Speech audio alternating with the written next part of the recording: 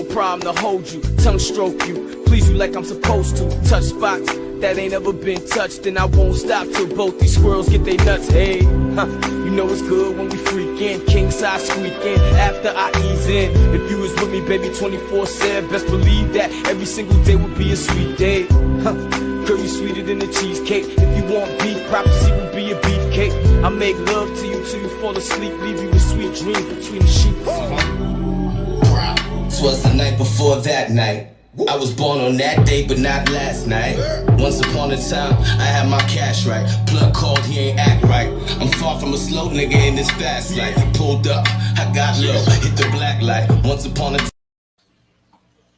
What's good, everybody? It's your man Big Dom coming live at you. Another TruPlayaz podcast episode with my brother JoeyG, my brother Mars from Down and Den podcast. What's up, Yo, what's going on, everybody? What's good? What's good? Yes, sir. Yes, sir. You know, I promised people I'm gonna have a 4th year anniversary episode this week, but we're gonna push it back up to Monday. And before we're going to invite Mars to join us on the 4th year anniversary episode of the TruPlayaz podcast. So, you know, it's great to have him on the show once again. Of course, got my brother Joe. Right. We got my brother JoeyG on the 1 and 2s. So, start off, JoeyG, introduce yourself to people. What's going on? This is your man JoeyG, your co-host for the TruPlayaz podcast. You know what it is? We like to talk about life. We like to talk about current events. We like to talk about just what people like as far as hobbies. We just like to talk behind the scenes about a lot of different things. We like to give our opinions and talk about them. You're not necessarily going to agree with them, and that's okay because everybody has an opinion. But at least you can walk away with your own point of view at the end of the day.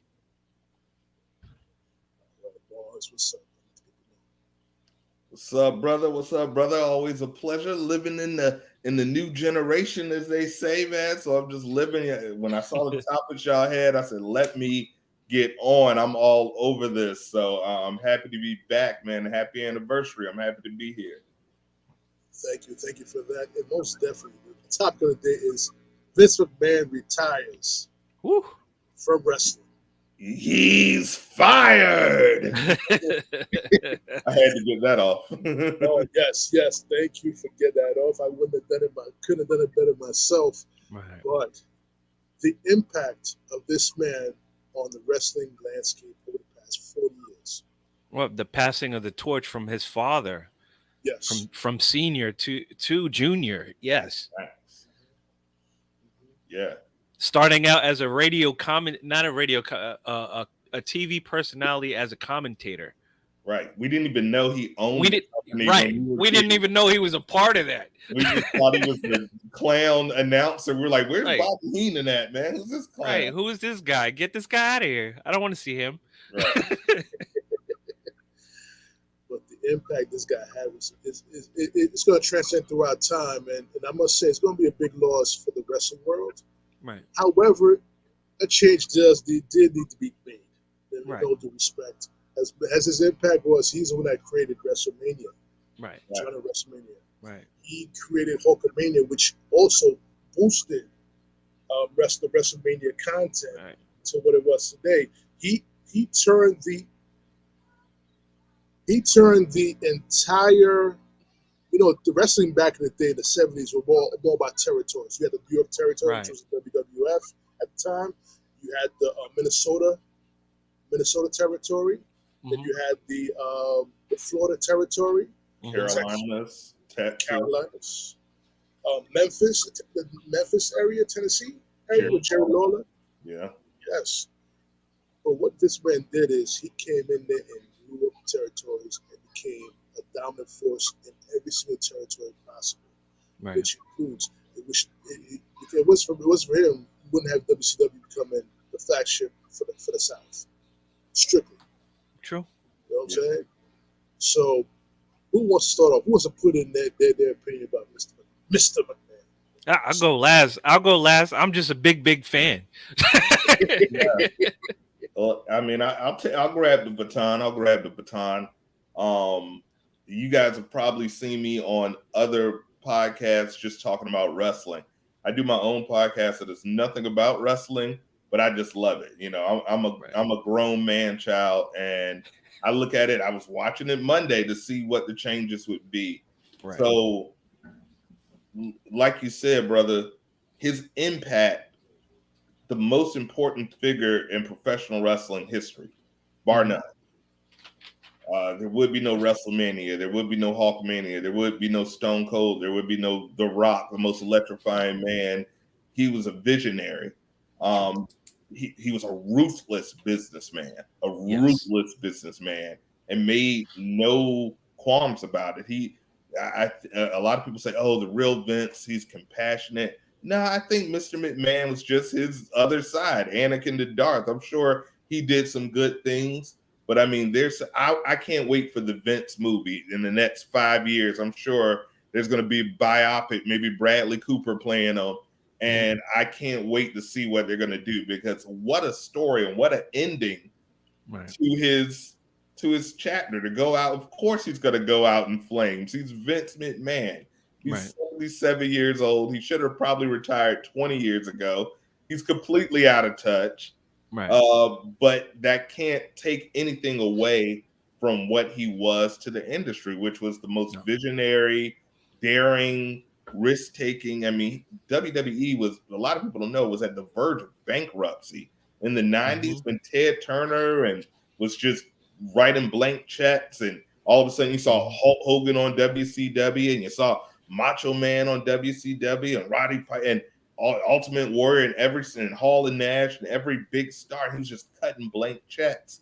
And Vince said, "Okay, you got my back against the wall. I'm going to fight and not only come out victorious, but I'm going to buy my competitor that almost put me out of business. I'm going to and show up on your That's the most gangster shit I've ever seen in my entire life. Imagine you have an op and you're like, not only am I going to take your block, but I'm going to show up on the grand closing and strut and say, I just bought the place. That's a G move. That is America. He is America. A lot of people don't know.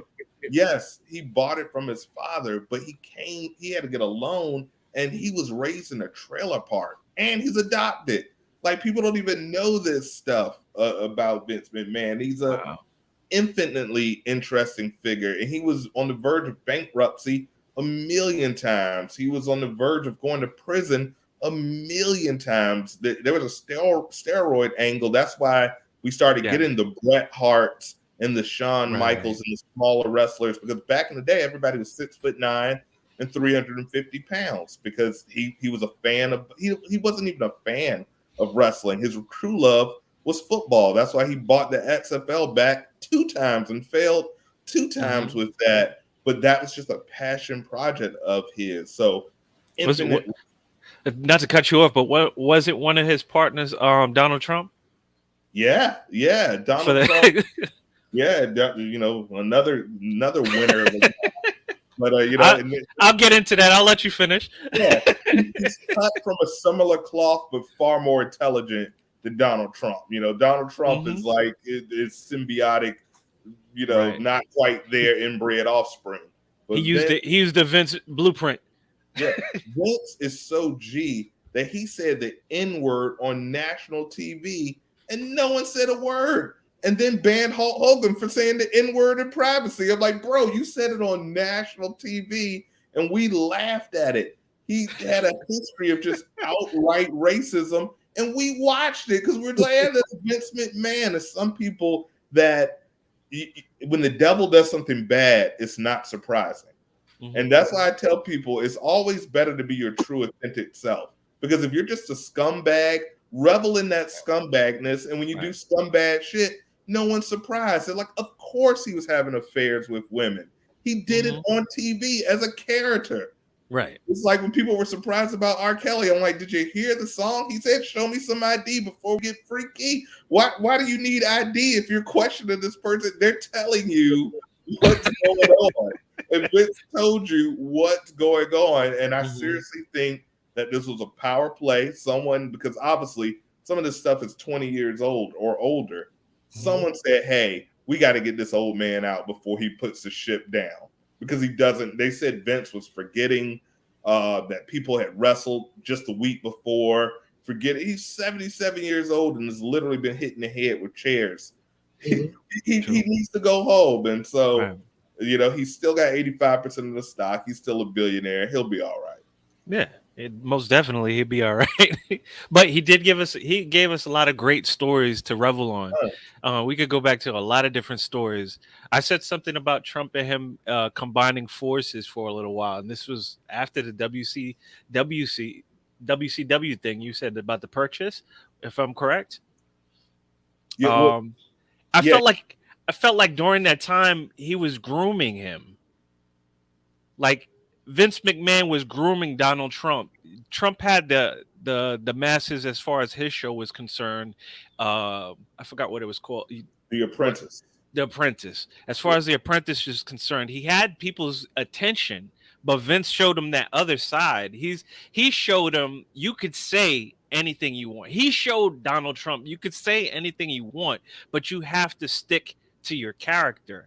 I right. watched the interview. You were talking about steroids. I watched the interview that he did right after Benoit and his situation as far as the homicide and the committing of suicide and everything like that. His face said one thing, but his words said a totally different thing. Like his eyes looked into the interviewer, was like, "I'll kill you." Like his eyes were piercing. Oh yeah. That, and I was just like, "Wow!" And he stuck to the script and was like, no, we don't condone that. Blah, blah, blah, blah. Like he did this. Basically, he won off him, and like, let's move on from that question. But his eyes, I'll never forget it. Was just like, I'll kill you where you stand. Yeah. Vince is from that day. There's rumors. I don't know if you guys know the tale about Jimmy Snuka, the late great Jimmy Fly Super Snuka. But Loved the dude. Dark Side Wrestling. Apparently, he may or may not have, allegedly, to protect you guys for liability, killed his girlfriend in a small town. The guys are roided out. They're partying. Right. Things get out of hand. Back in the 70s, it was sometimes acceptable to discipline your woman. That's what they did back then. Mm-hmm. He slapped her reportedly, which they said he was known to do. She falls, hits her head, she dies. Vince apparently, at the time, Jimmy Snuka was the biggest superstar in the world. Mm-hmm. Vince apparently bribes the hillbilly cops and gets ruled an accident on to wrestle in the next town.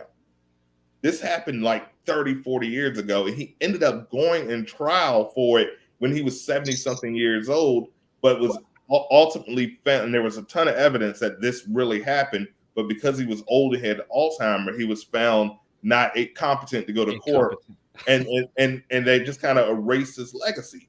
That's the type of person that Vince is. He's cutthroat, old school. It is a movie, and I think when I understand HBO is doing a little expose, it's just going to get juicier. We're going to find, when King Kong's down, that's when the vultures come.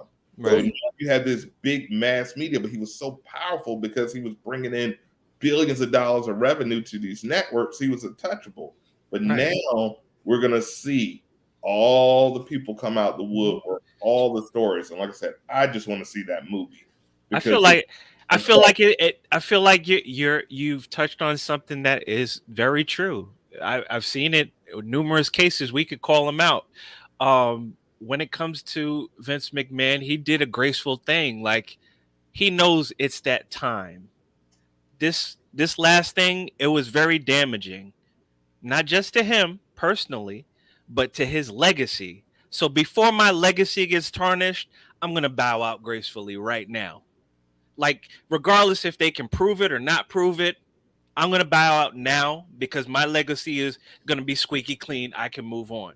And if I fall, I'll fall outside of the realm that I created, which is a very smart move, regardless of his personal life and all the things that he's done outside of wrestling or maybe during the tenure of wrestling. But smart move. Hey, and they had a 9%. I have WWE stock, and they had a 9% jump just from the announcement of Triple H. If I saw a little impact on my bottom line, Vince just made a buck by being able to bounce out gracefully, as they say. Mm-hmm. But as great as a businessman he was, as great as a booker he was in WWE, there was a lot of missed opportunities for even more money had he booked the right matches. Had he just put his foot down and stood up to Hulk Hogan and say, "Yo, listen, you're gonna pass the ball to Bret Hart. I don't care. I'm the boss. You do it." Right. Bret Hart was that. Bret Hart would have been that breadwinner for a long time.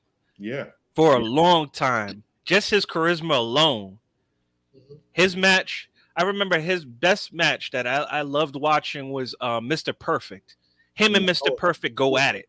There was like two tacticians in the ring. You were just like, yo, they're evenly keeled. Like one's a master technician. The other one is just like trying to get the perfect angle, the perfect this, the perfect that. And it just worked. It's almost like that good and evil thing that you seen right there in front of you. They're pretty much the same person. Just because one had blonde hair and the other had black hair. This is working. Ken and Ryu. They were Ken and Ryu. Perfect analogy. Yeah, but no, and rest in peace to Kurt Hennig and Mr. Perfect. That dude was the swaggiest white guy on the planet. Yes. Oh yeah. Fast. You know how many times I've hit people in the face with gum trying to do that spit. Literally a G. So yeah, shout out to the late great Kurt Hennig. But you're absolutely right. Vince liked what Vince liked. He liked bodybuilder guys, people that could talk.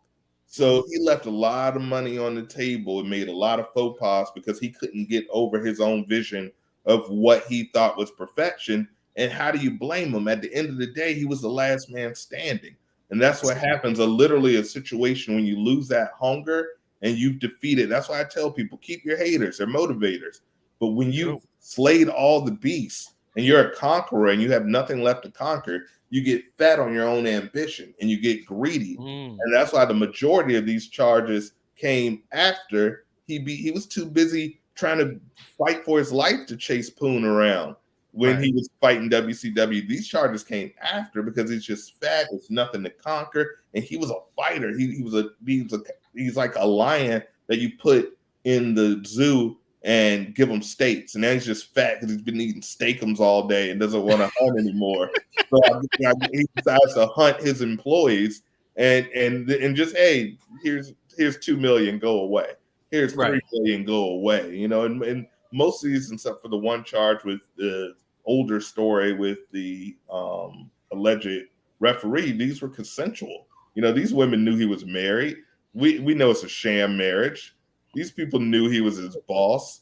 I think his biggest problem is that his company is publicly traded, because if he wasn't publicly traded anymore, what could they say? What could they say? And once again, a victim of his own ambition is the growth. Now you have shareholders to answer to, and you have a board to answer to. But before you went publicly traded, you answered to no one but yourself. Right. Wow. It's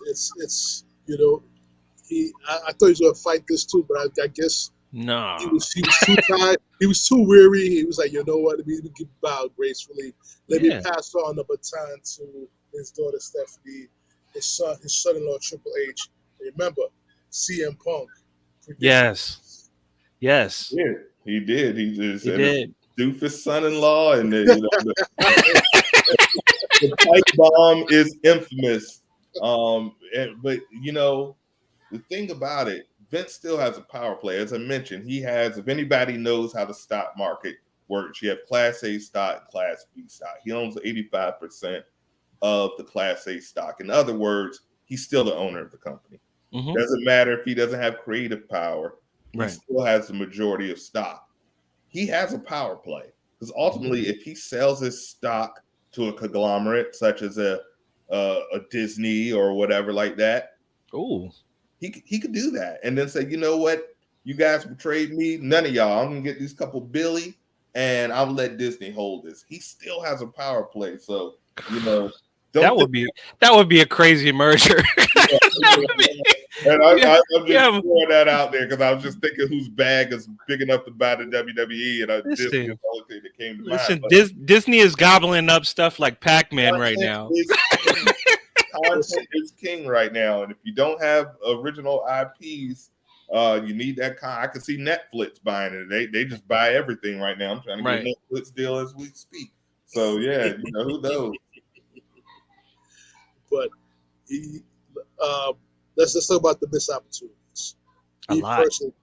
First of all, my favorite match, my best favorite match was WrestleMania 3, Ricky the Dragon Steamboat versus Macho Man Randy Savage.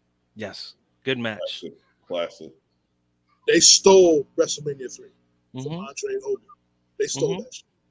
Yeah. But my second best match that I've seen put together, JoeyG and Mars, you mentioned it, Mr. Perfect, Bret Hart. Was it SummerSlam? It's got IC Championship. 88, right? I want to say SummerSlam. It was like a SummerSlam because that's when they had the wrestling magazine. Yeah, I think it was SummerSlam '88, if I'm not mistaken. Yeah.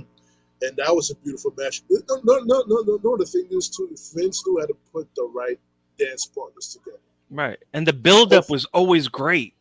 Yes. The build-up was always great to the point when the show came down, you would even want to watch it one more time. What was the build-up again? Let's watch it again so we could get hyped right before the show and then watch the show and just be like, oh, that was great.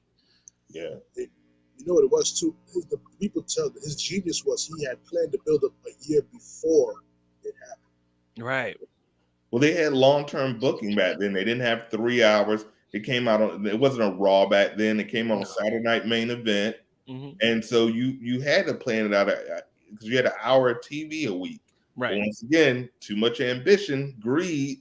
Let's get a 3-hour time slot. How do we fill it? Let Roman Reigns walk down for 5 minutes. That it's the longest entrance I've ever seen. He's on like, damn, the Undertaker's 70. He could walk down faster. Man, what the hell? So it's just too much. It's too much greed, and I always preach people. Gordon Gekko said greed is good. Now, greed is the death of humanity. It's when you get too greedy. Absolutely. The thing is too, he was greedy, yes, but what he lost was what kind of turned me off to WWE is when we had the black champions there. Okay. Kofi Kingston. Okay. Bianca Belair. Defend their championship. They lose it in seconds, not in minutes, in seconds. Yeah.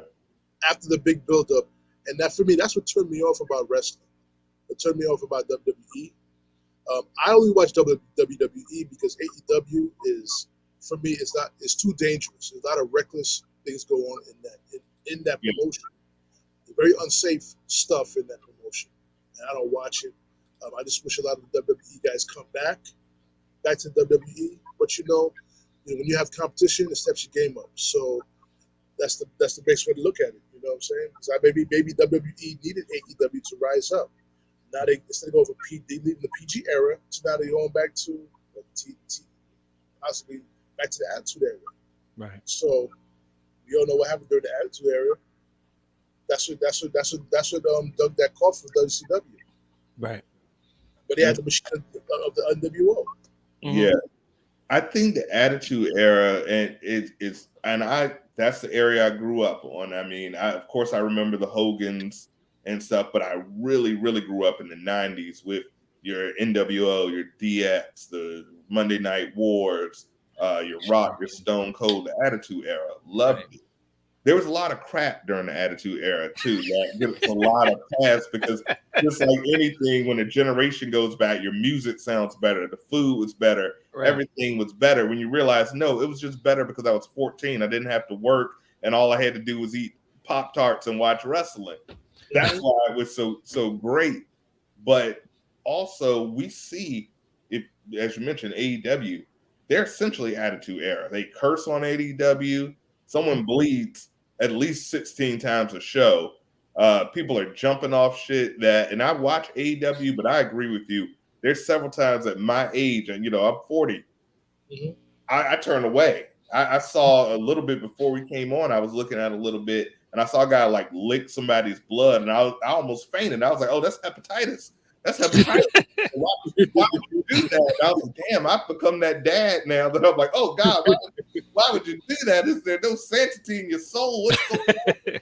I'm like, I'm agnostic as hell, but right there I found religion. And I was like, oh, what are you doing, Jesus? What are you doing?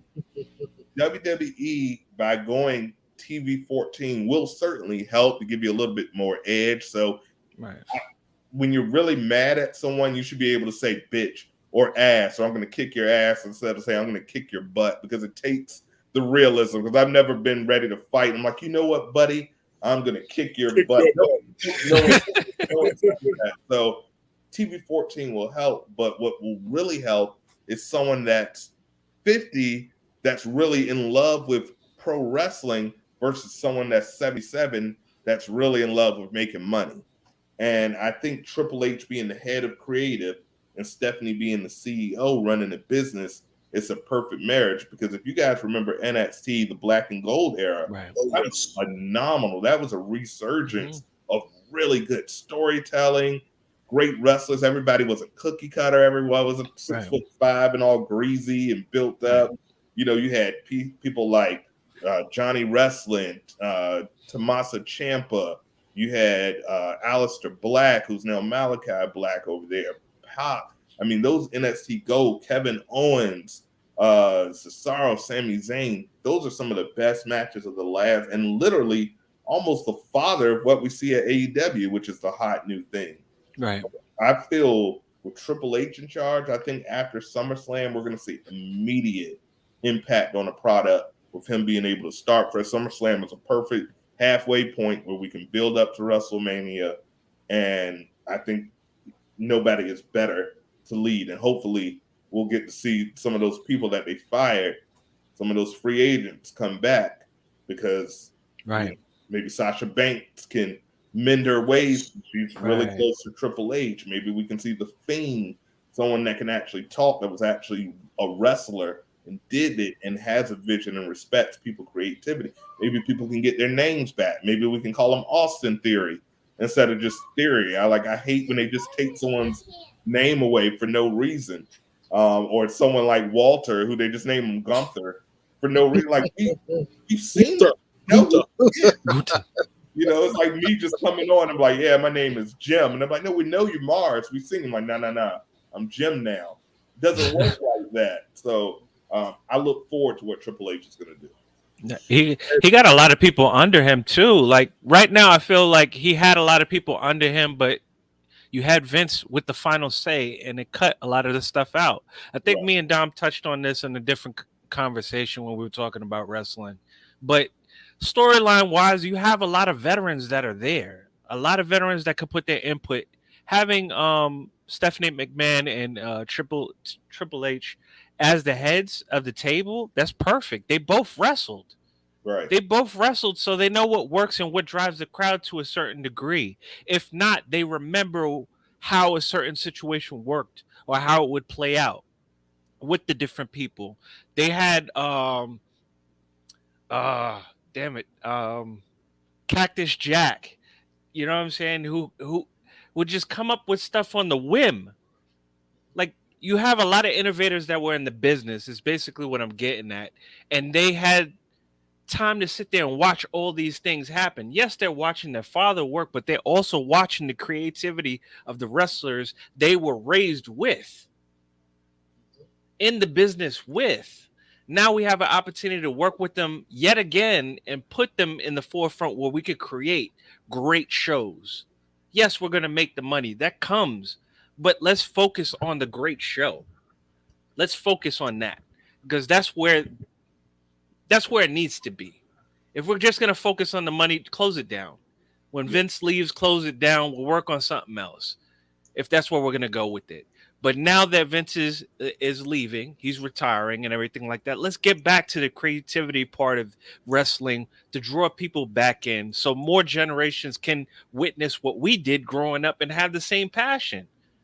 Yeah. It was a soap opera that's lasting. How do we have All My Children, General Hospital, and whatever the fuck show was the other one? What was the other one, Dom? Days of Our Lives. Days of Our Lives. That's my I watched that shit, goddammit. I watched Days of Our Lives. I only know All My Children. I used to watch with my brother. Shout out to Erica King. Right. Shout out to Erica. Oh man! But now with Triple H, and we're gonna segue to the new people in charge. What I would like to change to happen for me watching it, if I was sometime to watch WWE, is can we bring back Seth freaking Rollins as a main event wrestler instead of having him job to all these people? Can we have that? It's coming. And you know, Seth is Triple H's guy, and I think ultimately, I think Cody will be the one to dethrone Roman, but I think he immediately loses to Seth. To Seth get vengeance for all these losses. I think it's set up now with Triple H in charge with things. Seth Rollins right now is probably the most over guy on the roster, and he never wins. That's he lost 3 times clean to a guy coming from AEW who before was literally Stardust. That's something that Vince, the old Vince, would have never done, because Vince would get those people from WCW and job them out immediately. Like, oh, DDP, you was a world champion. Well, now you're stalking Undertaker's wife and you got fake teeth. Go. You know, but, you know, you was a 5-time world champion. You're going to go with Gold Dust, and now he stutters.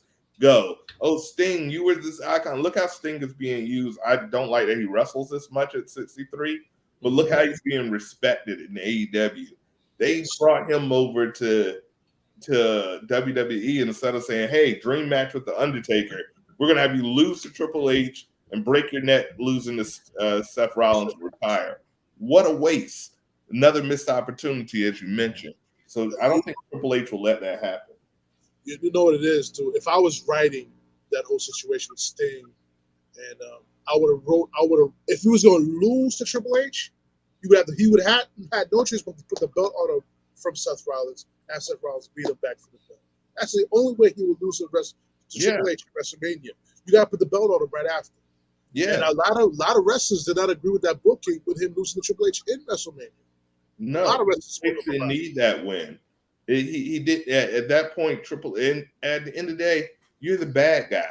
The whole point of being the bad guy is with any good storytelling is to take the fall at the end.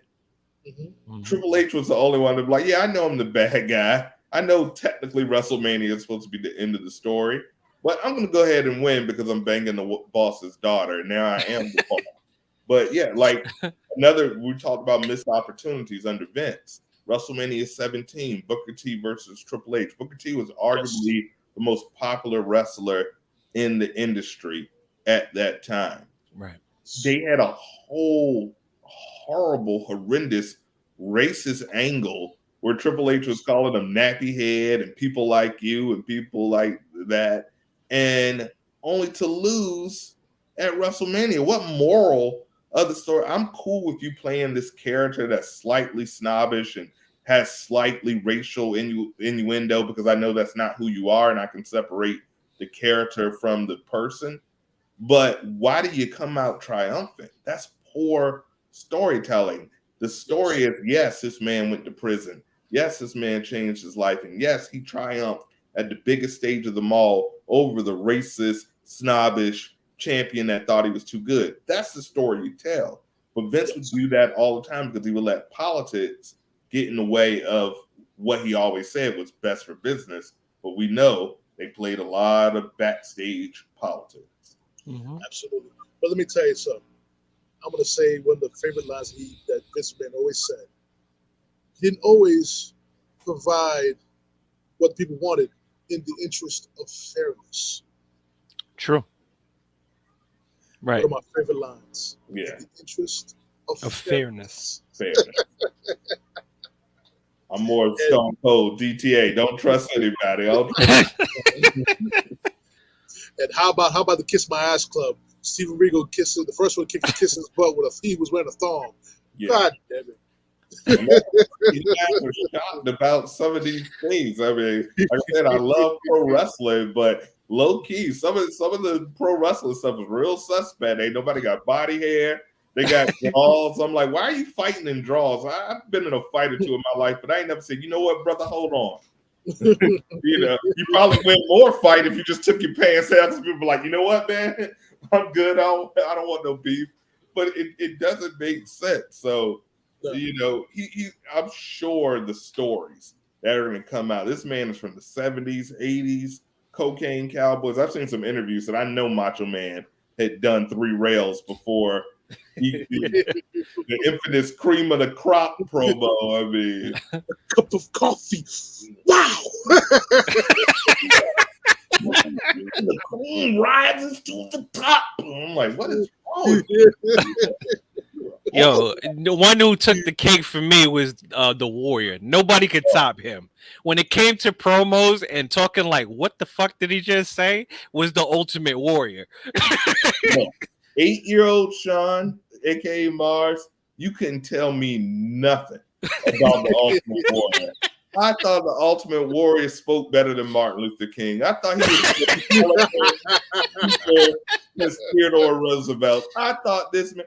And once I became an adult and I replayed it, I was like, what the fuck was he on? No. Even while he was talking to the back of the camera, he would turn his back and be like, my Warriors. What's his name? What was the announcer's name? Mean Gene. Mean Gene Okerlund. There was sometimes he would just be looking at him like, what the fuck? And Mean Gene was low-key shady as hell. He was, you had to catch. Yo, he had snarky comments for everybody in every situation. Nobody beat up on him, nobody. Nah, because he'd bring up real life. I remember one time was like, you gonna disrespect me, Mean Gene? He'd be like, was you disrespecting that side chick you had? He'd be like, oh, okay. You let me lock this stuff. Right. Wow. Yo, I see his documentary was great. Mean Gene's documentary was great. I loved it. Yeah.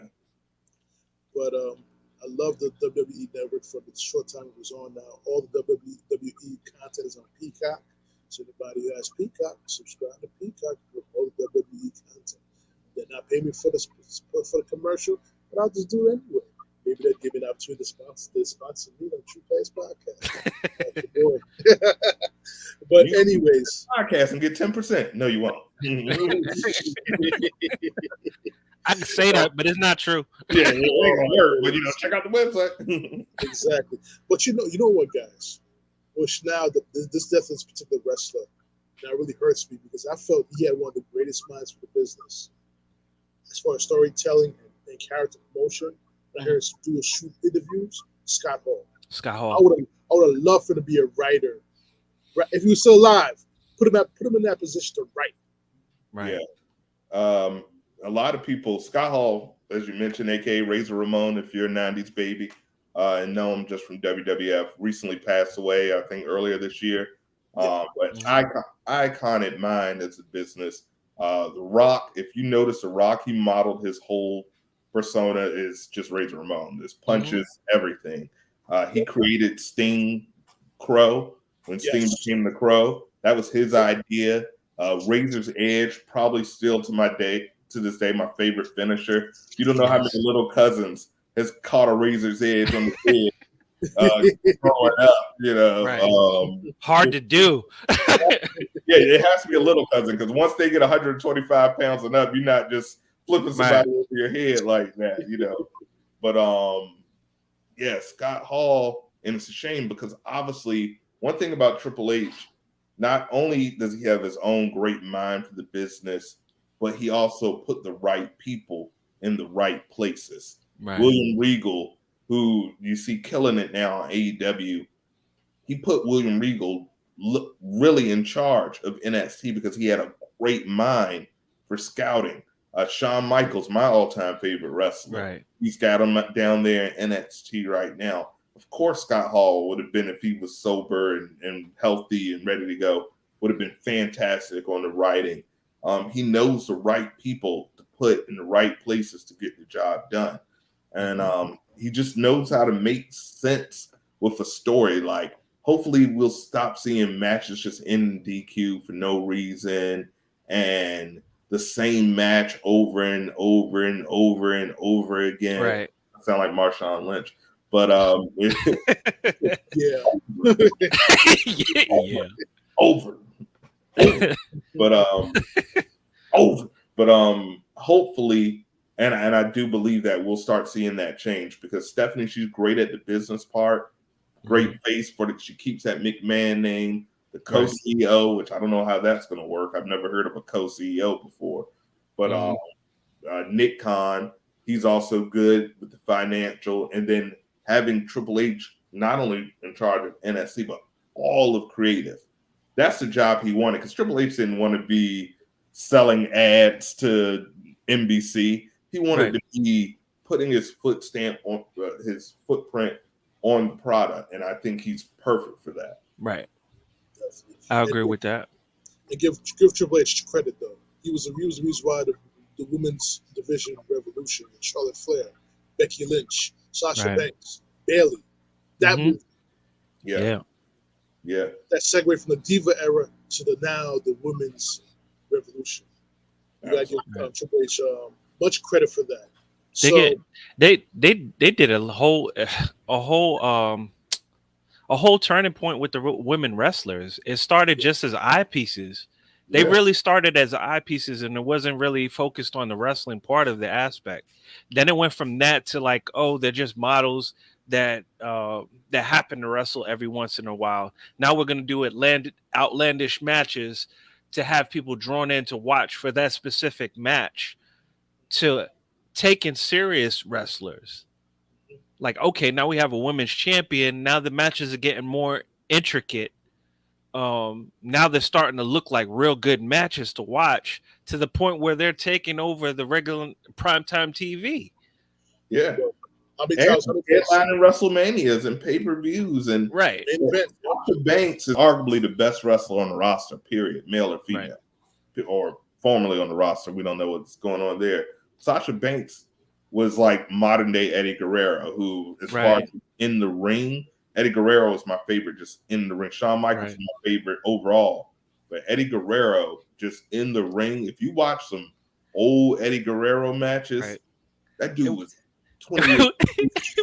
It wasn't just the in-ring presence. It was the ability to create a storyline or a narrative on point. Like, he's like, all right, I'm going to do this because it's going to create this reaction. I'm going to get the referee involved, and he would create it on the spot to have people like, they're rooting for him, but hating him at the same time. It's like, I love this guy. I want to see what he's going to do next. I don't want him to win, though. My favorite Eddie Guerrero line, he had a whole storyline where he was with China for the Intercontinental belt. And then after he gets the belt, she catches him in the shower with two chicks. And she's like, Eddie, how could you? We were supposed to get married. And my man looks right at the camera and goes, 2 mamacitas is better than 1 mamacita. And she goes off crying. I'm like, that's the coldest shit I ever seen in my life. What in the world? You know, it doesn't work in real life, gentlemen. Don't do that. But for entertainment purposes, me too.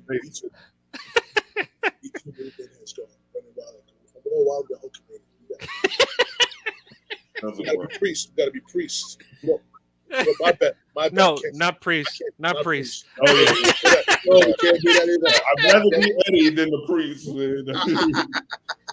I'd rather be Malcolm in the middle. Yeah. Let me tell you something. As I would love to continue to talk about WWE stuff, but we're gonna segue to a new subject. Before we do, from Vincent Kennedy McMahon, from Big Don, JoeyG, and Mars, from the TruPlayaz podcast from Down the Den Studios and Productions. We want to tell you, Mr. Vincent McMahon, despite your faults, despite your transgressions or whatever you did wrong, we want to tell you thank you.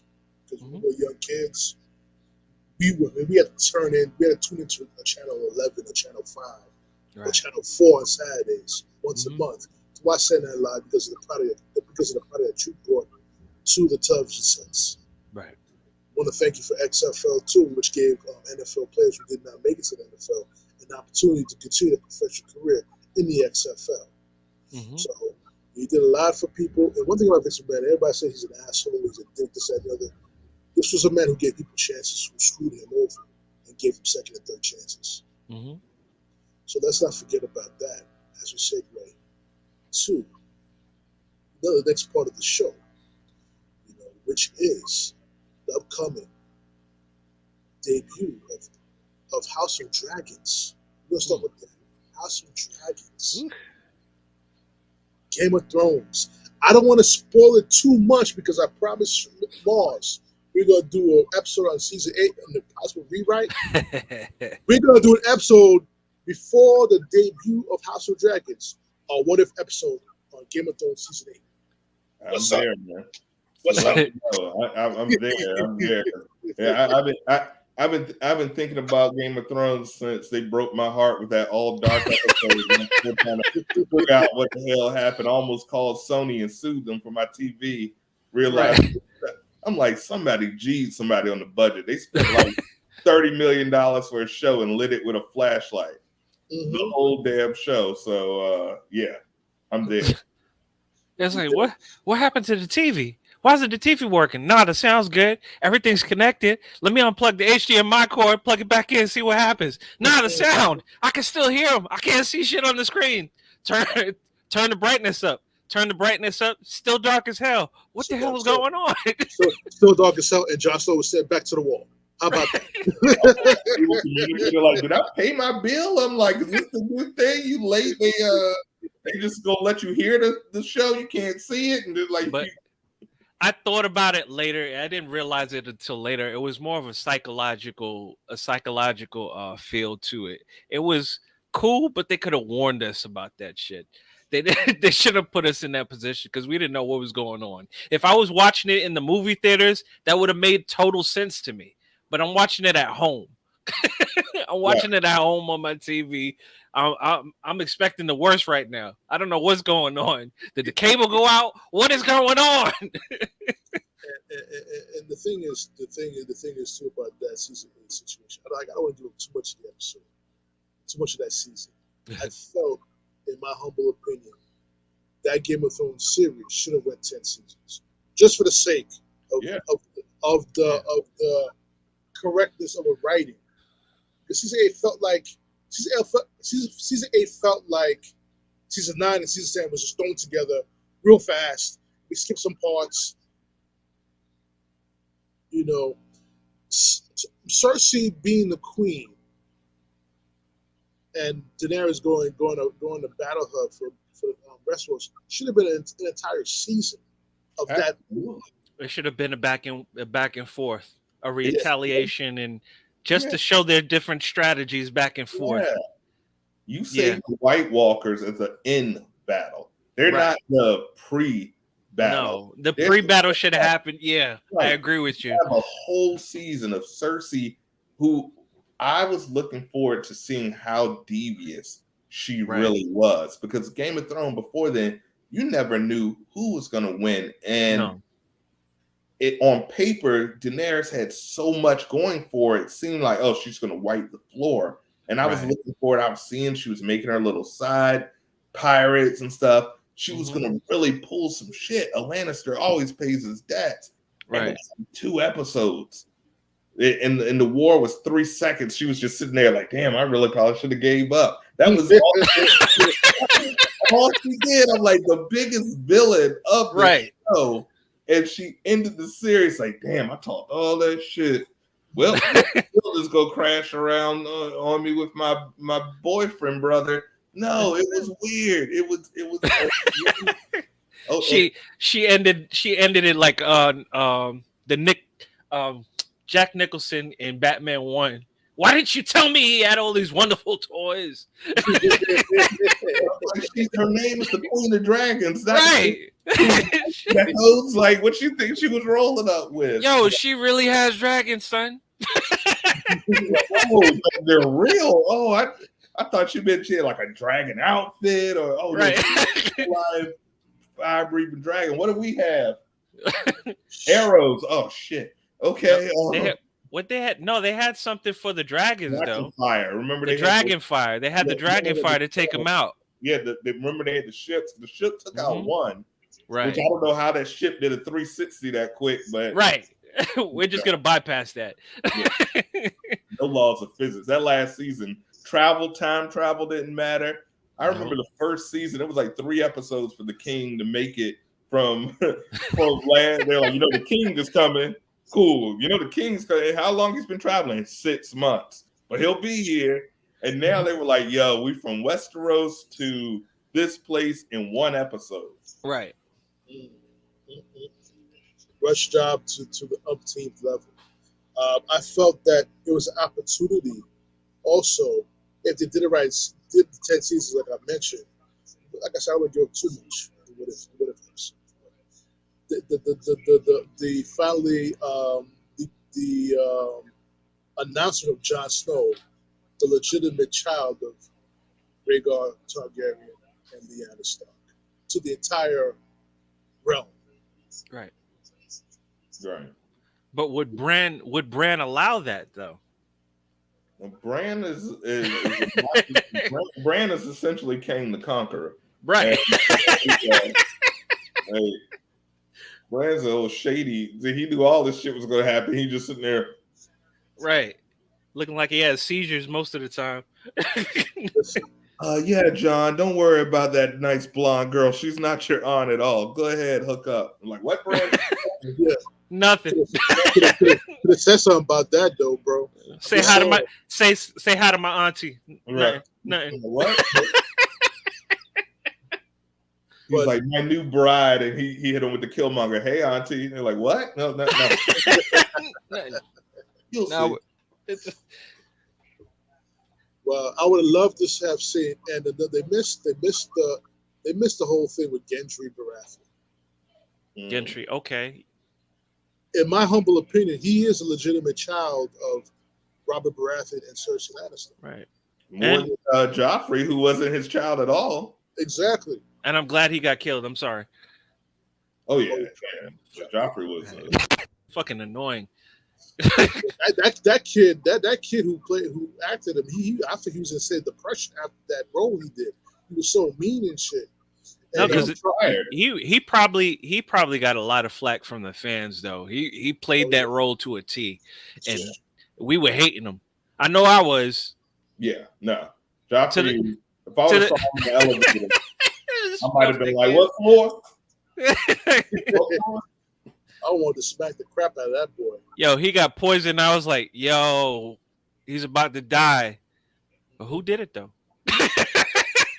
But another thing too, that has been explained in that whole series, the Stannis Baratheon really died.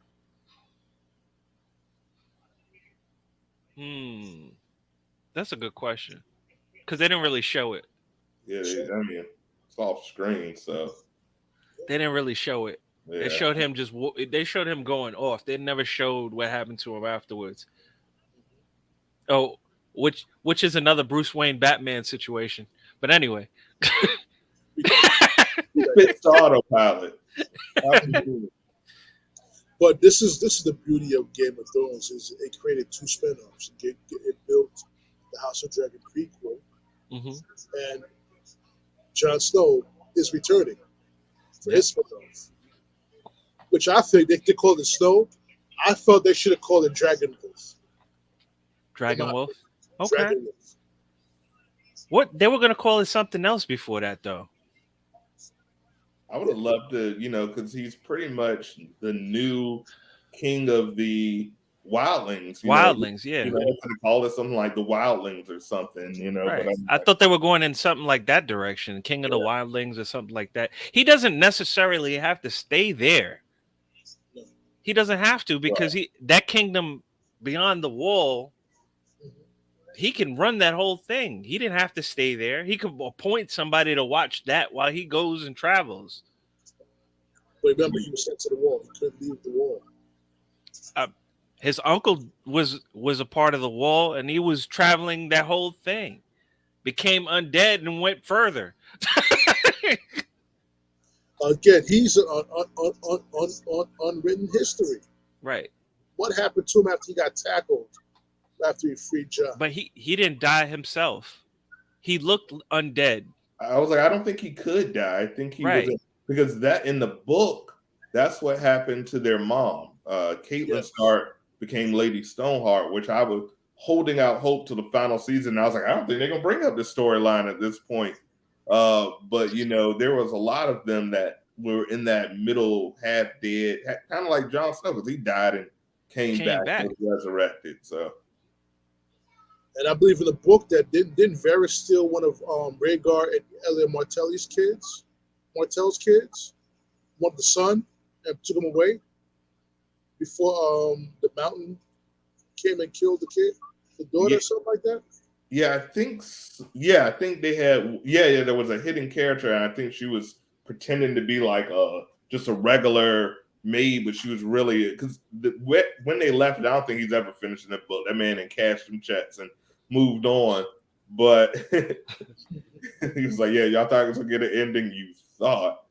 But there was about they had left the storyline where there was like 4 or 5 characters that could potentially end up with the Iron Throne still, and you know who knows if he's gonna finish it. Right. I mean, he just has to have producers that back him and the storyline, because I feel like there was a time crunch with putting the shows out, and there was also just a creative battle between the producers and what was written already. I think the biggest thing is when they ran out of roadmap because they passed and superseded a book. You take on a series based off a book or a series that's not finished. It's probably not the wisest idea, especially when they were so literally doing the adaptation. There were very few changes in those first few seasons, and then they ran out of book. And then instantly you could see the quality drop because these guys aren't the creator. Even though they really understood how to adapt, adapting and creating are 2 totally different things. Right. So, you know, he kind of gave them some guidelines, but if they were really the guidelines, wouldn't the book be finished? Or did they put him on point and say, so how's it going to end? And he pulls some stuff out his ass like, oh, how's it going to end? Good question. Daenerys is John's aunt. What? Yeah. You didn't know that? He smashed him too. Yeah. Guys, what we did. What happened? What happened to Jake and Hagar / Rhaegar Targaryen? He went crazy. Now, not for nothing, the man of many faces. Yeah. Whew. That's a series in itself. That whole community, and there's so many worlds that they introduce that are infinitely entertaining that they could do in additional spinoffs if these 2 are successful. Yes, definitely. We have to see at least the first season of each and hope they're that good. Yeah, I'm holding off hope because that season 8 left a taste in my mouth that almost ruined the whole show for me. It's something so bad. Like, damn, it was so good. It was like a divorce. Everything was all good just a week ago, but now it's all bad. Right. I mean, that the way they ended it was they dropped the ball. Like, after being invested for 8 seasons, to end it the way they did was just like, come on. 8 seasons in 10 years, because you remember towards the end, each season took like 2 years to make. Right. So they were waiting for this and waiting for that. And, it's like you knew you was getting this bite for Christmas, and you unwrapped it with socks. Some long socks with the stripes that nobody want to wear. You look like Dr. J, and people choking you at the basketball. Sorry, I had a flashback. But at the end of the day, the ending was hot garbage. Right. It's like waiting for Mortal Kombat 2, finally seeing it, and was like, I could have waited. I could have waited to VHS or PBS. Man, all this song is gonna be hot for this What If episode, man. I'm telling you, I can't wait to get it out there, man. Yeah, I can't wait to do it. Oh man, A lot of So, different point of views. mhm, definitely. And Now, we didn't talk about Aria. Aura. Arya, yeah. I don't Ar- think we're gonna see her cameo. I think I mean, she ain't doing nothing, so I'm certain. No, I'm sorry, I'm she's gonna be a saying cameo in Jon Snow's thing. She's gonna be a I'm just saying cameo. there should be another series with that also. Yeah, her just adventuring out there because Yeah. she's kind of like on the open seas, exploring worlds that had never been seen. So Right. She could possibly open up that whole world into a new world. right, because we Which forget that the world hasn't been explored fully. This is right. still like ancient times where they only Right. know Westeros and they pretty much know Idaho. Right. But you know what I like about House of Dragon? The black people being more used in that one in high levels. The Valerians is all black people. Mhm. They're from Volantis, according to the whole story. Right. Yeah, I believe that because most of the people who are from them are not Volantis or Valyria. Apparently, all people from old Valyria can all ride dragons. Mm. So that's an interesting dynamic. I can't wait to see in that series if they explore it the way I would like it to be explored properly. You know, I come from the writers. You know, I know Morris know that JoeyG knows. I was writing a spinoff of Yu-Gi-Oh, made it live action. Right.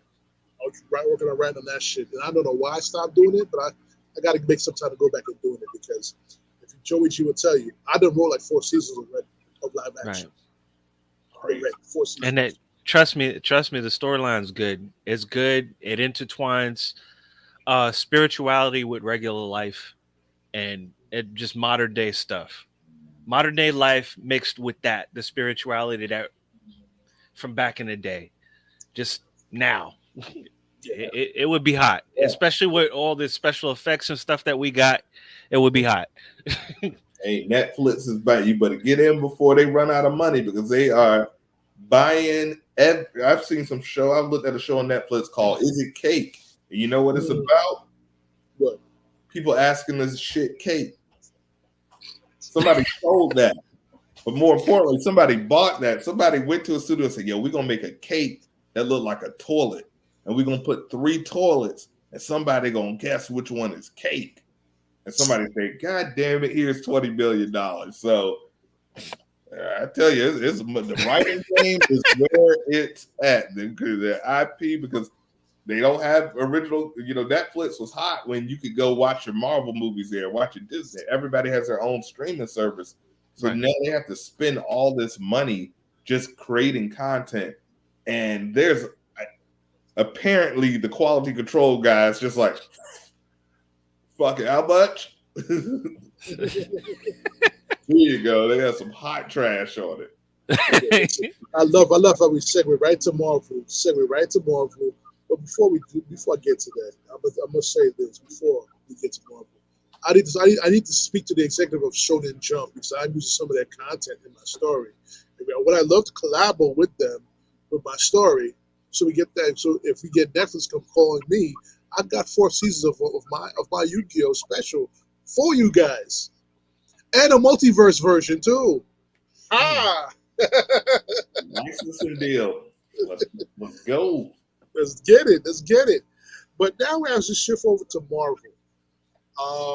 A movie's coming out, I believe, later this year, or maybe in August, or even later than that. Black Panther 2, Wakanda Forever. Okay. November 11th, 2022. Okay, November 2022. Excellent. I'm excited about the movie. But here is the issue that I have, and there's a lot of backlash about. I see the trailer. The trailer is beautiful. The backlash is that why did they kill off a black king off screen? But why was he killed off at all? They shouldn't be casting. And it's one of the situations that I feel that Kevin Feige, at a tribute to Chadwick Boseman, did not want to be cast Black Panther. Black Panther movie is directed by a black person. If there was if that director had an issue with that, he would have said something because he is a director of that series. Right. Right. He was on board. Between the two of you guys, why was there so much big of a backlash and attempted boycott of this movie? That's true. Now we're dealing with we're dealing with politics versus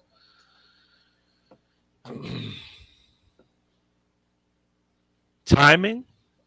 Do we say timing on the situation? Too soon? Too soon in the situation? Because I really don't see it. I believe if Chadwick Boseman was still alive and he couldn't do Black Panther for whatever reason, I feel like he would want the story to go on. Give a creative reason why I'm not present. Give a creative reason why. Maybe we could even go into the multiverse version where dealing with resurrecting a person had consequence. You could take him out of the equation without causing too much of a ruckus. They'll understand that. Give a narrative. Yes, things happen in real life, but creatively, we could come up with a solution that's appeasing to the story where we can actually replace him and nobody's going to catch feelings. Too bad. Because if we're using the multiverse angle, I feel would work in this situation where you had Doctor Strange inhabit an undead version of himself, and the spirits was like, you can't do that, pretty much. And there was a consequence to that. Like Chikala, he was brought back. There should be a consequence for that. Yes, he accomplished what he wanted to accomplish for Wakanda, but there should be a consequence to that. Maybe his time was limited because of it. Then we can go into something else. But as it seems right now, they left the opening to bring back what's his name? Tony Stark? Creed. Killmonger. They have an opening to bring him back because all they have to do is get his body. He was buried at sea. If he was buried at all. His wishes was to be thrown at sea, to be buried at sea with his peoples. Did he die? Supposedly. We see him kind of collapse, but we also saw Everett get shot in the neck. And one day later, he was like, wasn't I dead? And they were like, this is Wakanda, not in Wakanda, you're fine. So, right. Could he not be resurrected? With me, I understand both sides because right. And shout out to E-Man at E-Man's Movie Reviews, who started the recast T'Challa movement. And he has a lot of valid points, which are all valid because at the end of the day, his story was not finished. Right. Each character has an arc. And we just saw the beginning opening arc. Right. Also, just plain storytelling, this will be the third time that he's died. Because when Killmonger threw him off the damn building, right, he literally said the only thing that's keeping him alive is this ice. He's comatose. When they gave him the herb and he went back to the spirit world, his dad said, your time is over. Come home. You're done. All the ancestors was waiting. In all intents and purposes, he was not supposed to survive that. Right. And he said, no, I got to go back. My work isn't done. And he chose to go back. He comes back and he's resurrected. Like you said, that could be a cost for that. Your time, you've already went over your time. Right. Also in the comic book, Black Panther is known as the King of the Dead. They have the ability to take all the memories, powers, abilities of all of the Black Panthers before him. So creativity-wise, there's a million paths of a story why they could do it. They could even do it that this story happened during the blip where we had actually saw him get snapped. What happened during those 5 years? That's a simple and easy way. to Right. show a kingdom that has to go on. You wouldn't have been able to cast Shuri because she had also got snapped according to the thing. But cool, they were having Right. problems with her not taking the vaccine anyway. So you do it with Angela Bassett as the lead, Right. and she's lost both her children, and now M'Baku has to come, and you can make this immediately. You find out that they didn't bury Killmonger. He had a little bit of life left. They treated him, and he's been rehabbing just like Bucky was doing Bucky. there, and learning the ways. And now he's redeeming himself. There's a million ways they could, because who was ruling Wakanda while he was snapped away for 5 years? A million ways. But I think at the end of the day, they asked Ryan Coogler, who Marvel has said, you're going to shepherd this area of the universe. And I think maybe he made that decision too quickly, but that was his brother. And he thought the best way to carry on was that. At the end of the day, though, with this multiverse saga, and they've announced all of Phase 5 and some crucial parts of Phase 6, I believe at the end of Secret War, we will get a soft reboot where they will have an opportunity through the multiverse to not only bring in a new T'Challa, but bring in a new Tony Stark, bring in a new Captain America, and keep the people that you want to keep, and kind of reshuffle the deck now with the X-Men included, now with the Fantastic Four including, and thematically, story-wise, it would give us technically 5 years since he had passed. We still kept Wakanda alive, and now we can have a brand new rebooted universe story-wise. And we've already introduced variants where they can look like each other or they can look completely different. The stage is set for us to bring it, but I don't think we're going to see another T'Challa story until Phase 6, where we end up getting or the end of Phase 6 after Secret War in 2025, where we'll get a rebooted Marvel universe that's starting over with whoever's going to be the new Tony Stark. We'll probably see Robert Downey Jr. pass the torch to this new Tony Stark in Secret War. So I'll probably bring back a variant, and the deck will be reshuffled. But after seeing that trailer, I have all faith in Ryan Coogler and that team over there. I think it's going to be heartbreaking. I don't think it's going to be the joyous feeling that we felt after Black Panther, where for probably a month I had an African accent after that. I don't know why. I just didn't want to be colonized anymore. I'm like, why do you talk to me, colonizer? They're like, Mars, I'm your boss. I'm like, colonizer, you shut your mouth. Just my children. We'll not have it, no. But I think there's still opportunity. But this, ultimately, after seeing the choice that they made, I believe is the right choice for the story, because we gotta destroy before we rebuild sometime. So we're gonna see the mighty country Wakanda. We're gonna see the repercussions of his decision to open it up, because from the plot summary that I read, the king is dead. We know the king is dead, and now the world is coming after their vibranium. The colonizers are coming. So this is going to be, I think, thematically a good story to tell. And I think we will see T'Challa again in maybe another 5 years. But I think we're going to see him again recast after the multiverse saga and what happens to that. Will we see Bucky come back to Wakanda? Well, if you remember Captain America, she said, or not Captain America, Falcon and the Winter Soldier, she said, you probably need to stay out of Wakanda for a while, because he was harboring Baron Nemo, who killed T'Chaka. And they don't play about their kings in Wakanda. So I don't think we're going to see Bucky anytime. I wouldn't be surprised seeing Cap make a cameo, because they did build his suit and he didn't do anything shady. But I don't think we're going to see Bucky in Wakanda anytime soon. Fair point. Now, question for you guys: once I believe, in my humble opinion, from the beginning, I felt they should have recast Black Panther. I understand the work that Chadwick Boseman did, the great work he did as T'Challa for those two films, Civil War and Black Panther. I felt they should recast him after his death.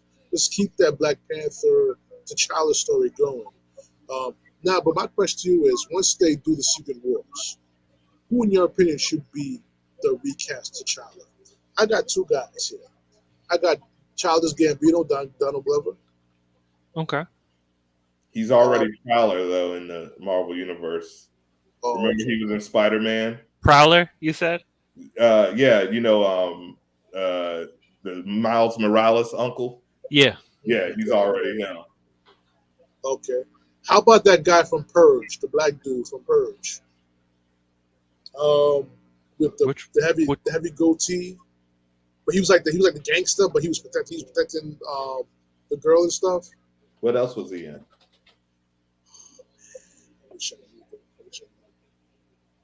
Hold on, let me get my phone. It's been like 60 purges, so I'm just gonna. Yeah, I was like, which one? It was the one. It was the one. Oh man, it was a purge. It was like the black folks were surviving the whole shit. Man. That's one. I forgot which one. I thought he would be great. You can't use Mahershala Ali because he's already going to be Blade. So, Which is going to be interesting. and I Marvel should. Black family from Purge, and I got Meet the Black. So obviously, my Google algorithms are off. What's that guy's name? He was in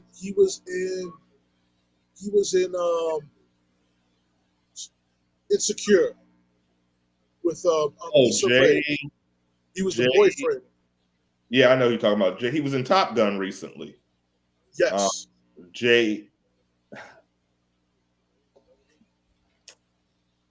I don't really necessarily want another American playing the Black Panther. I feel Marvel, one thing they're good with is their casting. Mm-hmm. And I would love to see them find an authentic African actor. An unknown, just to accomplish the role. But if I'm trying to sell tickets, because usually what Marvel do, like Chris Hemsworth, he was a nobody when they cast Thor. Chris Evans had dropped some flops. Robert Downey Jr. had just finished smoking crack.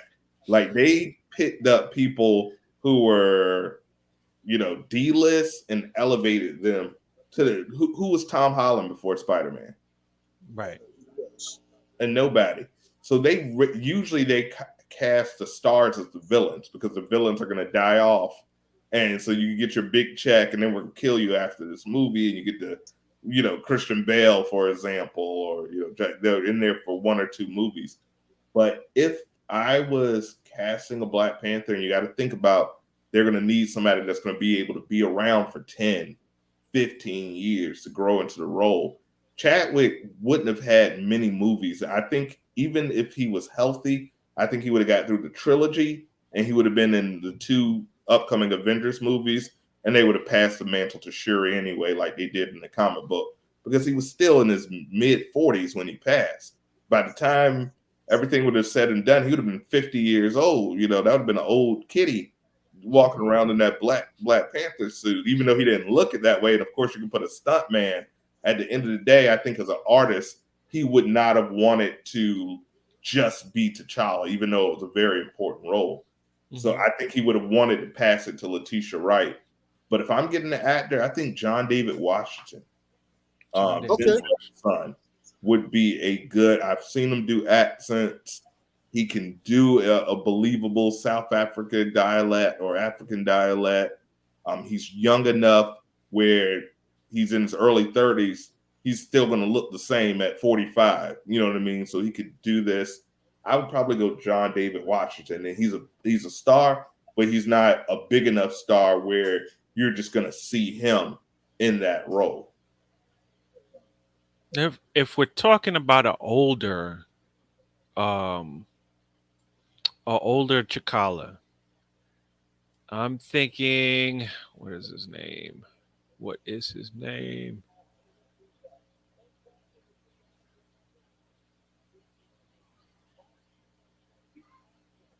Digimon Hansu?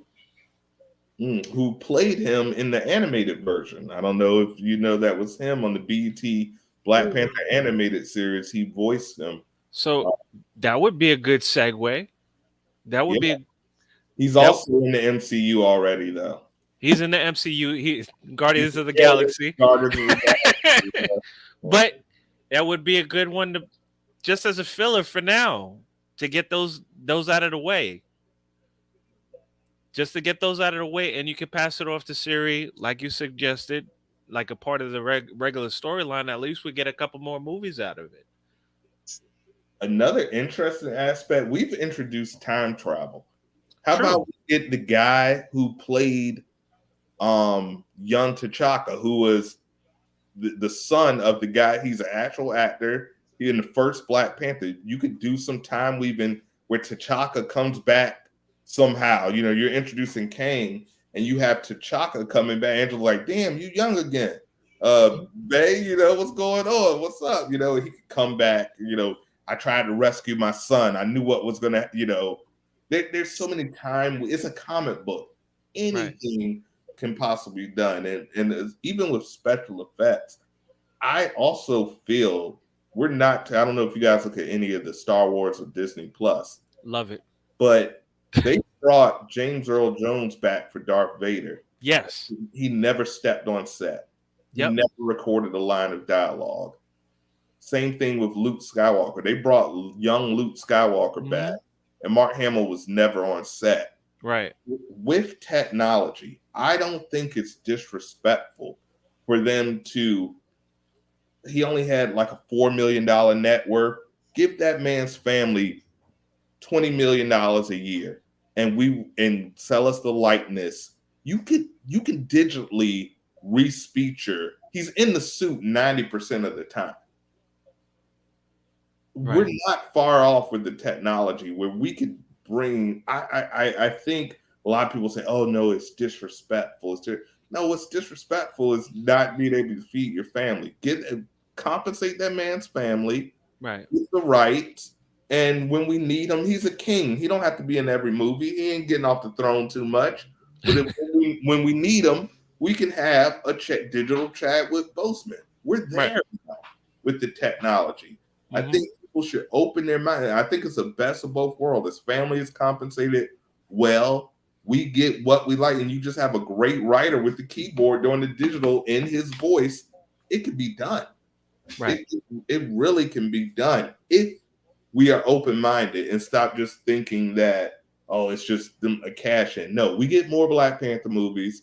What we get to hear the story that we want to see. And his family, I think that's what Chadwick would want. His family be taken care of and us to get to see the role that he felt was so important. If they can do it now, if it's cheesy, no. But I know with the technology, it can be done. No problem. Right. It's a good point. Good points, man. And you can do that for all the legacy actors. Robert Downey Jr., we know you're getting a little long in the tooth. Sell us your rightness, $30 million a year. And we can use Iron Man in 3 projects a year. Same thing with Chris Evans. You don't want to do it? Cool. Sell us your likeness. The technology is there.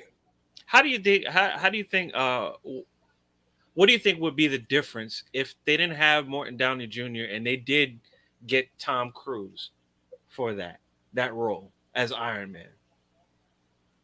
It's hard to say because, you know, there's some roles like Batman that can be passed on. Right. You know your general rules of Batman. You talk like this. You wear like scary, like we're doing scary movie rules. Yeah, it's not a much. You know, as long as you got a good chin and you're white, you can be Batman. Some roles are so linked with that person. Tom Cruise is phenomenal. Right. But what he brought, what Robert Downey brought to it, would he even had that spirit to collaborate because he's Tom Cruise? You know, is he good? There's so many things. I would love to see what he would come back as a variant now, especially as like a superior Iron Man who's like slightly crazy. You know, that gives me jump on the couch Tom Cruise vibe. I love that woman, Oprah. I'm like, right, you love women, right? But but yeah, didn't John Travolta say the same thing? Yeah, a couple of those Scientologists, you know, I've heard some tales about what's going on there. I think Will Smith was related too, you know. Morgan Freeman. I don't know. Morgan Freeman was in a 97 Nissan. That's why he got that dead hand, because he was with his side chick in the 97 Nissan. I was like, why is he in a 97 Nissan Maxima?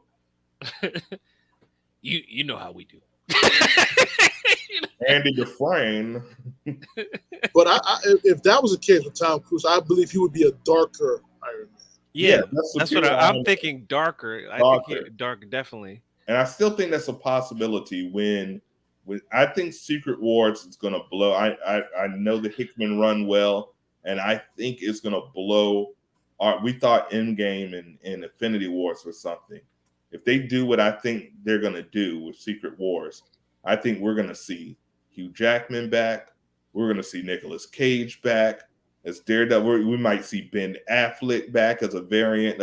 I think it's going to be a celebration of all things Marvel, because now it's all under one umbrella.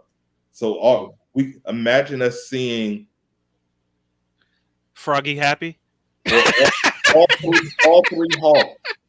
You know what I mean? And you find out that Kang did something, and that's the reason why there's two different roadies. Terrence Howard come back like, I should be. You know, there's so many. You're like, oh shit, they did switch over movies. The reason was Kang saw something, snipped, inserted a variant. And we there's so many things that you could do.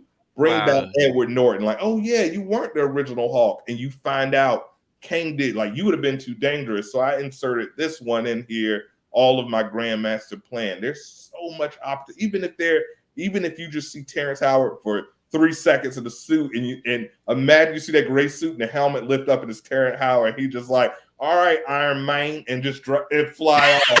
You're not gonna buy that ticket. You're not gonna buy 2 of those tickets just so you can just one for your popcorn. There's so many, and Kevin Feige, if you steal this, you see it's on my man's show right now. Don't steal my idea without proper compensation. We'll see in 3 years. Exactly. But yeah, there's so many opportunities. Like I said, Edward Norton's Hulk meets Mark Ruffalo's Hulk. We saw it with Spider-Man. It worked. Wow. Oh, no, that Spider-Man, that movie, I kid you not. When I saw Andrew Garfield, it hit me. It's like, yo, shit, Andrew Garfield. When I saw Tobey Maguire's Spider-Man, that shit hit me here. Yeah. Right. You brought it all the way back. You brought it all the way back. All the way back. So you saw that feeling that you get, and you can do it in an organic way that makes sense. It's an opportunity for every plot hole. You can literally go back and fix every plot hole and retroactively make it appear like, Jesus Christ, these guys playing 20 years of perfection. It's such an opportunity with the multiverse. You're gonna plug every hole, and then you have the opportunity to create a whole new storyline. Right. And then organically start with new young actors, whoever you want. Okay, they had to sacrifice for this universe to live on. We had to, because that's the whole point of the incursions. And then we have this new, really built version. Robert Downey Jr. says goodbye, and the kid that plays Eddie in Stranger Things, let me tell you, he's a perfect new Iron Man. Check it out, y'all. Check it out. But you'll have the ability to do that, and now you can set the next 20 years with your younger cast that have organically passed the torch from Chris Evans, because we haven't had the interactions that we want to see, because we haven't seen Iron Man interact really with T'Challa at all. That's a relationship that has to be shown. Mm-hmm. But that we've missed the opportunity due to timing. So I think at the end of Secret Wars, it's going to be an ability and an opportunity for them to give us everything we want without making what we saw the last 20 years seem like it doesn't matter. It's a great opportunity. Whew. Like you put everything together so well that I was sitting there thinking about everything and just piecing it together as you were speaking. That seems like a very good possibility that it could go down like that. And I wouldn't be mad at any of it. I would actually sit through all of that. And yes, I would pay for it at the movie theaters, enjoying with my popcorn. It's established canon that the multiverse exists. So everything we've ever seen, the Marvel cartoons, the Marvel movies, even the shitty ones like Elektra and Daredevil, they all could exist. And have Lou Ferrigno. How funny would it be to see like on this universe, Lou Ferrigno Hulk shows up, and you're like, dude, you're just a dude in makeup. What Right. What, he was actually in the first one. He was a was security guard. He was a security guard, absolutely. But there's so many opportunities. I think they even have Bill Bixby in there. Yeah, and on the screen, he was playing on the screen when, right. Yeah. So it's just a great opportunity to really canonize, be a love letter to. You've been sticking with Marvel for 25 years, right? 30 years. Some of us. It's a great opportunity. Now, and there's also a segue to bring Wesley Snipes back as Blade. Both Blades, right, fighting together. That would be crazy. That would be crazy. You got to do it. Blade save Marvel. Right. Let's give that man his flowers. He saved Marvel because Marvel back then DC was making the movies. Batman's the Superman. Now it's the opposite. Yeah. Now it's the opposite. I felt so bad for The Rock up there on that Black Adam presentation. I'm like, man, you picked the wrong team. You could have came over to this Marvel squad. Now I don't know, but it seems like that movie's gonna be fire. I love The Rock. Mm-hmm. There was a time in 1996 where I talked like The Rock. My girlfriend was about to kill me because I just talked like The Rock for a full year. I'm like, hey, hon, what do you want for dinner? It doesn't matter what you want for dinner. I couldn't help myself. But he's a terrible actor. He is an awful. The Rock plays The Rock in every single movie. If I see that tan shirt khaki combo in another movie, he's always in the jungle, always fighting a bear or something. I'm like, Jesus Christ. Stupid monkey. Right. The Rundown. Which, by the way, Rundown is a cult classic, man. Shout out. Hilarious movie. Little Oompa Loompa. Right. He got the moves. I'll give you that. Don't make waves. Oh man, fellas, this has been a great episode. I hate to put an end to it, but listen, we did develop a few more episodes that we got to do together, guys. So I want to talk about next episode, but no, the next episode will be the 4th anniversary, which will be this coming Monday. We're going to talk about entrepreneurship and branding. We're all podcast hosts in our own podcast. We want to talk about that more. I'm trying to reach out to Live Neutral. You know what I'm saying? Also, have them on the podcast as well Monday. Hopefully, I get them on live. So about entrepreneurship and branding, how important it is to protect our branding as podcast hosts, and what made us podcasters. You know what I'm saying? Most importantly, I would love to talk about that with both you guys at Live Neutral, and hopefully I have my classmate Brian Bethio to join us on that too, and just to talk about that as well. And good things, but few episodes. We don't have Mars back here. The What If, the Game of Thrones. We're gonna do that right before the debut of House of Dragons. I want to have an episode. I want to talk about the Multiverse of Madness, Doctor Strange movie, and the Spider-Man No Way Home movie. Mm-hmm. So I felt those two movies, something was missed. A miss between both movies. They should have linked up to each other into the Doctor Strange movie. Yeah, they came out of order. Spider-Man was actually supposed to come after Doctor Strange. America Chavez was actually supposed to Spider-Man was supposed to come before. I'm saying it backwards. After, yeah. America Chavez was actually supposed to make her debut in Spider-Man. So they had to make a lot of changes. Also, they almost shot Doctor Strange entirely. Because you remember they changed the director. It was Scott Derrickson, and they changed it to my man Sam Raimi. So a lot of things with Phase 4, and I know a lot of people have been saying it doesn't hit the same. doesn't hit the same. They're introducing and telling us the aftermath of 10 years of storytelling. Be patient. If you look at some of those phase 1 movies, they do not hold up. I looked at their first Captain America the other day and I was like, yo, this is cheesy. Right. This is straight cheesy. But by Winter Soldier, they had got the tone established.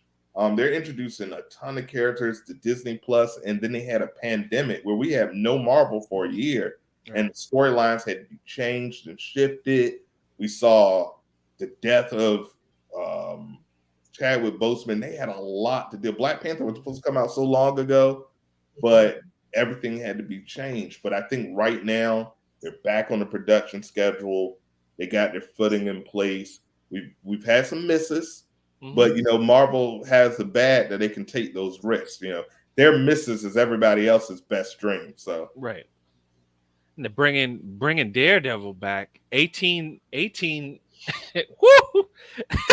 18. That's like 3 WandaVisions. Right. I'm looking forward to that because I never wanted them to end that series. It was just getting good. Yeah. Just getting good. Well, Kingpin is my top 3 favorite villain in all of the MCU. So far, the actor that plays Kingpin has been my favorite, next to Michael Clark Duncan.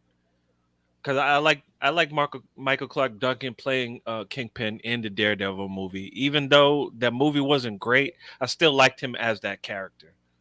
He wasn't bad. The strength, I felt his strength was on point. How he acted as far as just being the villain was cool. They didn't give him much to work with, and he still made it work. Yeah, he wasn't bad. It was bad at all, but I'm interested. You saw that Kingpin crossover into Hawkeye series and Daredevil series and Punisher series. He crossed over to all them shits. Right. I'm like, wow. He's going to be an Echo. He was already in Spider-Man. Right. Now he's going to have his 8. By the time those 18 episodes, we're going to feel like he's been around. He'll probably end up, when you think about it, with more screen time than people that have been in the MCU for 10 years. Right. Which they should lead into like a movie. If they're just going to finalize it, close it out with a big bang movie. If they're going to finalize the Daredevil season, which they should, but it's going to wind up him sharing a cell with Kingpin pretty much. I think we're going to see a lot of the Netflix characters also intertwine. And I think that's why they're going to have so many episodes. So you can have a 4-episode block with bringing John Barathol back as a Punisher. Right. A couple episodes with bringing Luke Cage back to let you know, hey, they're here. They're still in this universe. They could get rid of Iron Fist, but everybody else I would like to see come back. I would prefer Iron Fist over Jessica Jones. Not for nothing. Yes. Yeah. I would too. I would trade. I would trade you. Yeah. And I would rather see Iron Fist and Shang-Chi. Even though I still think of her as Loris Tyrell, but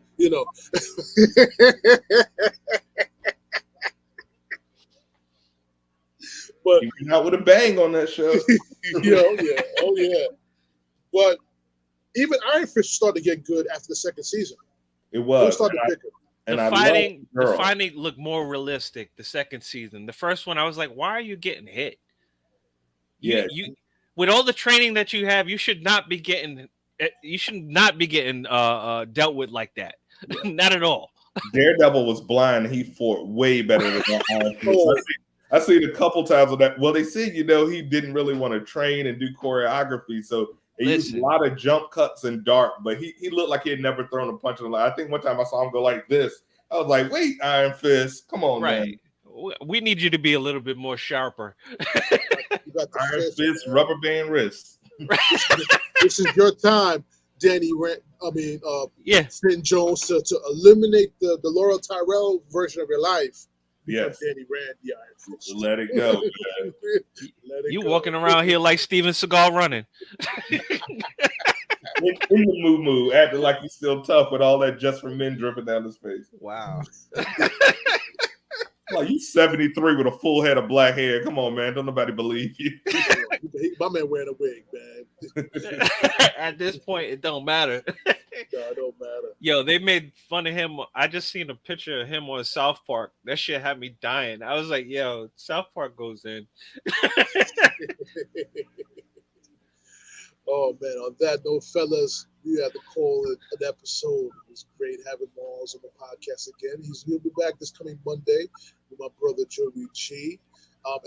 Any final words? We can start with Mars right now. Yes, man. Thank you guys for having me. It's always a pleasure. I love the TruPlayaz podcast. Y'all please like, comment, subscribe, follow them. And if you're interested in what little old Mars is doing, we have Down in the Den, new episodes every Wednesday at 7 p.m. Check out Mars Entertainment Presents The Den on YouTube, or you can check me out wherever you subscribe to your podcast, Apple Podcasts, Google Podcasts, Spotify Podcasts, blah, blah, blah podcasts, all the damn podcasts. Listen, comment, subscribe, support my boys. Thanks. All right. JoeyG. Listen, you heard Mars. I don't got to say much after that. We're going to keep on doing this. We're going to keep bringing you content. Follow, like, subscribe. You know what it is. Big Dom, take it away. Thank you, fellas. It's always blessed to have two of my favorite programs with me. Definitely. The TruPlayaz podcast is going on. We're 4 years old, June 27, 2018, when it started. We're going on 4 years, going on year 5. And, we're looking to still expand, still grow, and collaborate with more other podcasters on this podcast, as well as me joining them on their podcast. And I can't forget the one person who I can't find on Facebook anymore, which was Dillis Victoria, who gave me the opportunity to, promote my podcast on her show. She invited me as a guest, and that's when I learned the value and gratitude of being on other podcasters, and just it's always a friendly competition, but always definitely support and networking with the podcasters to grow and be a better podcaster, not just now, but in the future as well. And also, I'm going to integrate more of my financial concepts into the podcast this season. So be wary of those episodes that's coming up real soon. All right, it's your man Big Dom. I'm going to sign up this podcast. Remember, subscribe to my YouTube channel. Follow my Instagram page, Instagram.com, TruPlayaz Podcast. Follow and like my Facebook page, Facebook.com/TruPlayaz Dom. I'm signed off. Catch me on Anchor, Spreaker, Spotify, iHeart Radio, TuneIn Radio, JoeyG Radio, and did I mention SoundCloud? I did mention that, right? And many other platforms that you see on TruPlayaz Podcast. It's your man Big Dom signed off with my New York Mets hat as we beat the Yankees again today. Listen. Peace. You see it, Yankee hat, right back there. You rocking the Mets hat, my brother. But on that note, peace, everyone, and love. For the podcast.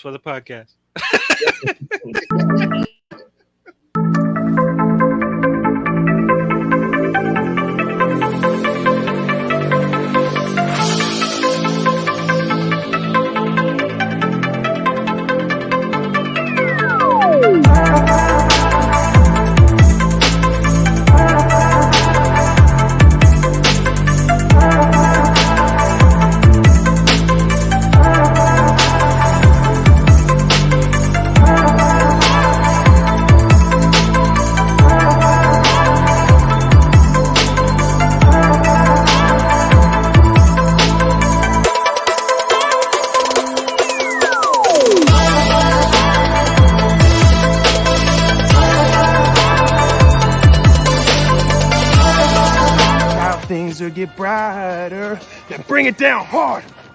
Someday. What are you doing? Dance off, bro.